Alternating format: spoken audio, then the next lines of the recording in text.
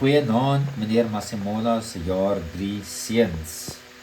Right, kerels, die volgende bladsy wat julle sien is julle leerpapier. Julle sal ook sien dat julle toets wat julle skryf is volgende week in Vrydag, die 14de Maart. So kerels, maak asseblief seker, sorg dat julle hard leer vir hierdie papier en al julle vrae beantwoord. Right, as ons beweeg na bladsy nommer 2, kom ons kyk gou 'n bietjie na afdeling A, gesondheid en veiligheid. Right, ek gaan nou nie deur alles gaan nie, maar al wat ek julle vra is, leer julle waarskuwingstekens. Weet wat elke waarskuwingteken vir jou sê, dit mag dalk in die toets wees. So asseblief leer hierdie waarskuwingstekens, dit is baie belangrik in 'n werksplek of 'n werkswinkel. Right, kom ons kyk na onveilige toestande. Onveilige toestande kan wees gebrekkige gereedskap, toerusting of voorrade. Nou gebrekkige gereedskap, wat meneer daar bedoel is, stikkende gereedskap. Die volgende punt, onvoldoende ondersteuning of wagte, opeenhoping in die werksplek, onvoldoende waarskuwingstekens. Onvoldoende beteken waarskuwingstekens wat nie vir jou verduidelik waaroor die kraggereedskap gaan nie en wat kan lei na beserings of 'n ongeluk. Die volgende punt, swak huishouding. Swak huishouding kan wees dat jou werksplek is vuil en dit is gevaarlik om te werk. Volgende punt, oormatige geraas, gladde vloere en jou laaste punt, onvoldoende beligting. Onvoldoende beligting beteken dit wanneer dit donker is. Daar is nie genoeg lig wanneer jy op 'n engine komponent of met 'n kraggereedskap werk nie. Die volgende punt gaan oor ongelukke. Kom ons kyk wat sê hulle van ongelukke. 'n Ongeluk is 'n onbeplande en onbeheerde gebeurtenis wat plaasvind as gevolg van onveilige dade en of onveilige toestande wat 'n verlies kan veroorsaak. Ongelukke gebeur as gevolg van onveilige toestande of onveilige optrede of albei. So, 'n ongeluk, om dit vir julle makliker te maak, is wat ook al jy doen in 'n werksplek en jy's nie versigtig nie, kan dit omskep of oordra in 'n ongeluk. En dit kan verlies veroorsaak. So, wees ten alle tye wakker wanneer jy met kraggereedskap of handgereedskap of enige iets wat jy in die werkswinkel doen, wees altyd wakker om nie 'n ongeluk te veroorsaak nie. Die volgende punt op bladsy 3 gaan, of punte op bladsy 3 gaan oor huishouding, waaruit 'n noodgeval bestaan, as ook obstruksies en die res van die ander dinge. Kom ons kyk gou wat sê huishouding. 'n Huishouding sê, of 'n huishouding kan gedefinieer word as alles op sy plek en 'n plek vir alles.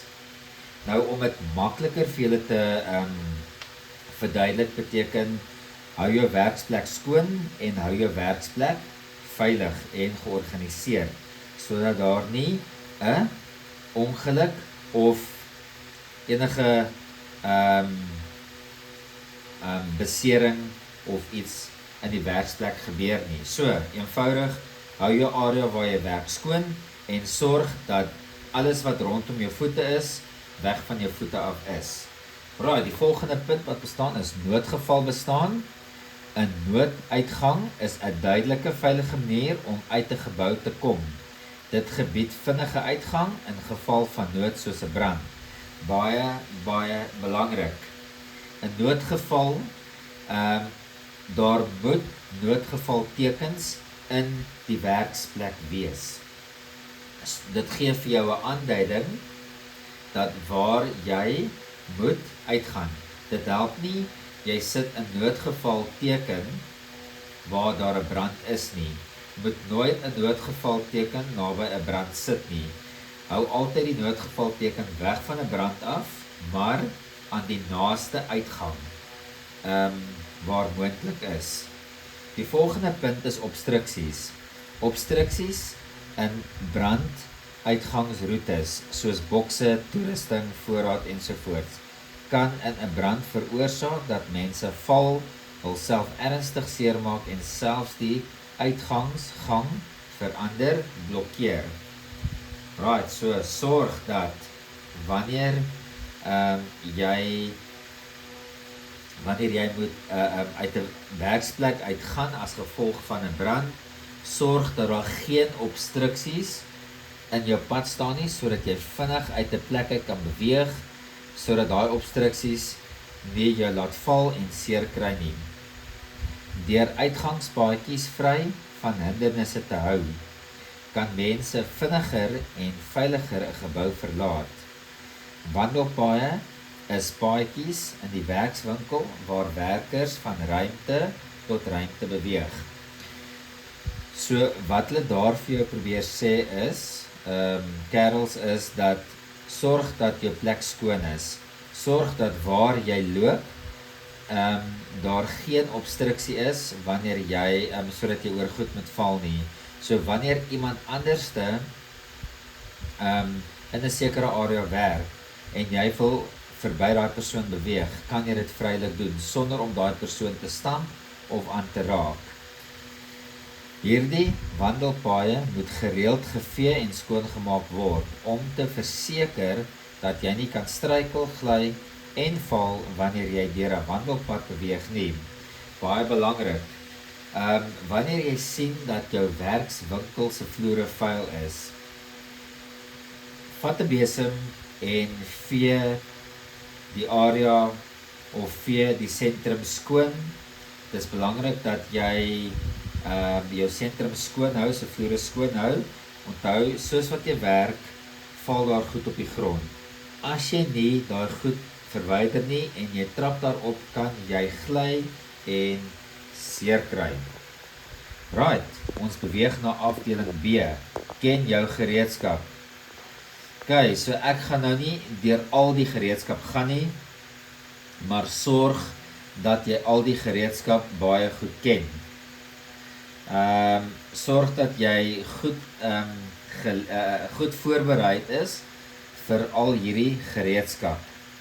As ons afbeweeg na bladsy 4 toe, wat nog steeds die kraggereedskap is, kerels, leer hard hiervoor. Meneer Masimola kan dit vir jou vra in die toets wat volgende Vrydag is. Okay, as ons afbeweeg na bladsy 5, right, benoem die volgende dele. Nou, 'n voedermeter of 'n ander naam, sy Engelse naam, die feeler gauge. Die volgende een, die luggeweer of die impaksleutel of die air gun, soos wat dit bekend is. Ken asseblief al die byskrifte van hierdie sketse. Dit is belangrik as jy jou sketse ken en meneer Masimola vra vir jou die skets in die toets, kan jy volpunte kry. Maklike punte wat goeie punte op jou rapport kan bring. As ons afbeweeg na die einde van bladsy 5, kom ons kyk waaruit bestaan die impakmoer sleutel of die impact wrench. Hy bestaan uit 'n transmissieas, hy bestaan uit 'n switch of 'n verwissel, 'n handel, 'n inname aansluiting, 'n sneller, as wel as 'n uitlaat ventilasie. Right, ons beweeg af na bladsy 6. Dit is die combination spanner of die kombinasie sleutel. Right, soos julle kan sien, die sleutel of die spanner, soos wat julle dit almal ken, bestaan uit 2 profiele, 2 koppe en 1 skag. Okay. Die volgende is 'n vernier question, dit is 'n Vernier vraag. Nou, meneer Masemola kan vir jou die vraag in die toets wat voor lê vra. So, weet hoe werk die afmetings. So sorg dat jy jou vernier caliper of jou vernier meetpasser goed ken en sorg dat jou vernier meetpasser altyd op 0 is. Right, as ons afbeweeg na 1.4, dit is net 'n diagram wat wys van jou vernier meetpasser, hoe dit getoets word, soos 4.5 plus 0,07 en dan wat dit vir die antwoord van 4,57 gee. Okay, so ons skuif af na afdeling C op bladsy 7. Die volgende gaan oor engine meting. Dit is jou silinderboor. Right, meneer Masemola wys vir jou in die skets hoe dit bepaal word of hoe jy die afmetings kan doen. So jy begin eers onder waar jy die afmeting vat van die silinder van links na regs en dan doen jy dieselfde bo by die silinder van links na regs of van regs na links. As jy dan omskuins draai van bo na onder, B1, right, dan meet jy hom so en as ook B2 wat bo by die silinder is. Nou seuns hoe jy dit uitwerk is, jy vat die A1, dan plus jy dit by die A2, dan vat jy B1 plus dit by B2, right, dan kry jy die totale bedrag, dan minus jy die twee groot bedrae van mekaar, dan kan jy sien wat is die verskil in jou silinder en daai noem jy ovaliteit. In Engels is dit ovality. Right. So daarso die verskil in deursnee tussen die grootste en kleinste metings wat oor is silinder geneem of gemeet kan word. Right, daar is die bewerking wat meneer Masemola vir julle wys. Right. Okay, kom ons kyk gou wat sê hulle hierso die stootkant teenoor die nie stootkant. Die stootkant, die kant van die silinderwand wat die meeste krag van die suier, onthou die suier is jou piston, ervaar tydens verbranding. A1 en A2 is die stootkante in die bogenoemde silinder. Die kriekas draai in die teenoorgestelde rigting van die stootkant. Nou jou kriekas is jou crankshaft. Right, kom ons beweeg af na die nie stootkant. Nou die kant van die silinderwand wat die minste krag van die suier ervaar tydens verbranding, B2 en B1 is die nie stootkante in die bogenoemde silinder. Die kriekas draai in die rigting van die nie stootkas. So jaar 3 seuns, sorg dat julle hierdie leerpapier goed deurgaan. Ken julle werk, leer hard en wees gereed vir volgende week en Vrydag se motortoets. Lekker aand verder vir julle en sterkte.